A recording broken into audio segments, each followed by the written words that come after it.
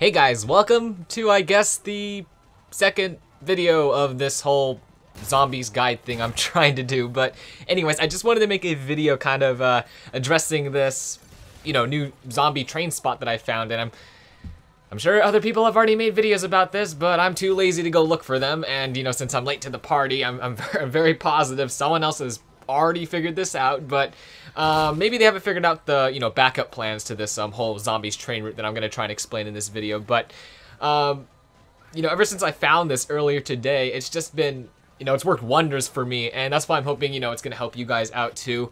I've gotten into really high rounds, like, pretty often. And, I make no, attempt to hide it, guys. I am absolutely horrible at zombies, but the fact that I can get to rounds 20 plus consistently, not every single time, but pretty damn often, I always get to round 21, 22, and 23, and for the life of me I can't get past level 23 or scene 23 or whatever you call it. But just the fact that I can do that despite being horrible at zombies. I play multiplayer almost all of the time, so, I shouldn't be good at zombies. So, just the fact I can do this, and, since you can earn keys now in zombies, I get between 10 and 14 keys, almost every single time. It's just, it's great. So, hopefully what I'm going to teach you now will help you guys get the same amount of keys, because, if I can do it, I'm very positive you guys can too. But anyways, what you want to do is that you want to go to the portal. So, when you first spawn in, you're going to open one door at 750 score, credit, whatever. And so you're going to go through that, you're going to go in front of the portal, and then you're going to look to your right, and there's going to be this whole area called the Kepler system. So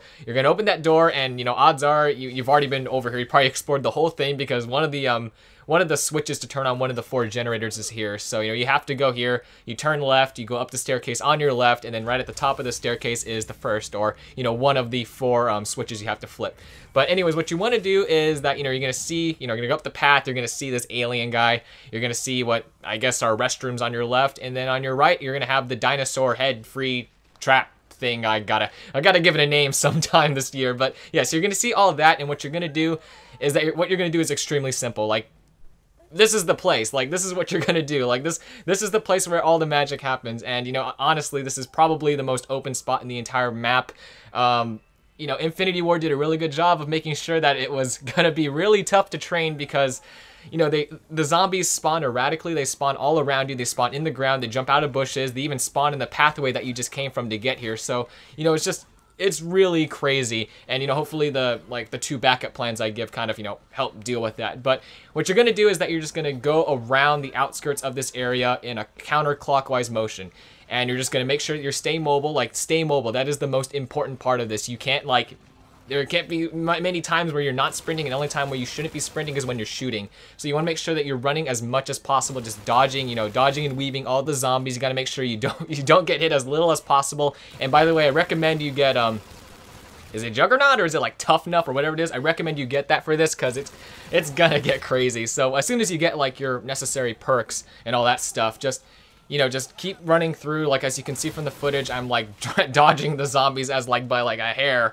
and it's just really crazy. But it's fun though. It's awesome. But just make sure you're on your toes at all times, and just running around the outskirts, like I said, going in a counterclockwise motion, and hopefully you don't break the train. But if you do happen to break the train, and it does happen, I guess if the clowns are chasing you, or I guess whatever that huge mascot man, Hulk, undead, zombie thing is. I gotta give him a name too, but whoever that guy is, sometimes you can't keep up the train. You have to break it because, you're getting swarmed. And so when you get swarmed, there's nothing wrong with breaking the train.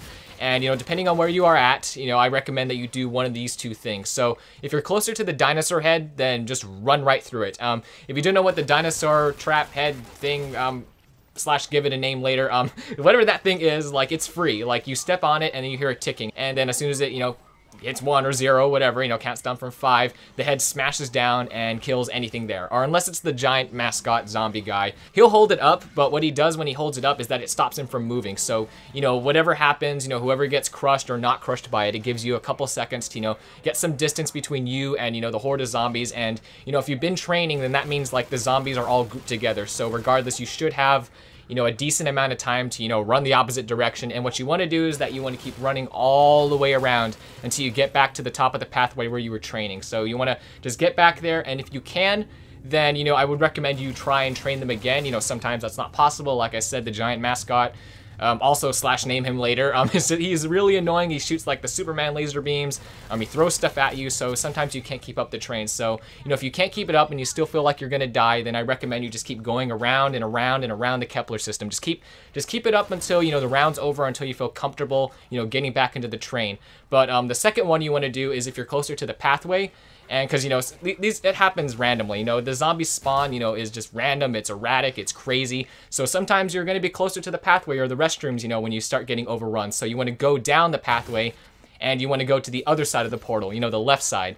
So when you're there, you don't want to like stay there, because I made the mistake of staying there a lot in the beginning, you know, when I started playing zombies a couple days ago. And I usually died around, like, I would say around 19 or 18, you know, just not as far in as this. So, you know, what you do is that you just go through once, you know, just go through the whole thing once, and then you go back outside the way you came, and then you go up the path and go back to the train system. So it sounds complicated. Hopefully what I'm showing you guys makes it look a lot simpler. You just want to make sure that you're always mobile. Like, that's the one thing. If you're going to take anything away from this, that's what I want you guys to take away, is that you have to stay mobile. You can't be standing still, because if you stand still, then something's going to spawn behind you, and then you're going to die. So I just recommend that, you know, you just keep running as much as possible. The only time you should stop is when you're shooting, and, you know, if you don't feel comfortable, like I said, feel free to fall back on any of these two plans, and, you know, just keep it up until, you know, you feel comfortable going back into the train. And, you know, it's worked for me so far. Like I said, I've gotten to around, you know, 23. For the life of me, still can't get past it. But, you know, I probably wouldn't have gotten as far as I, you know, had I not, you know, tried this system out. So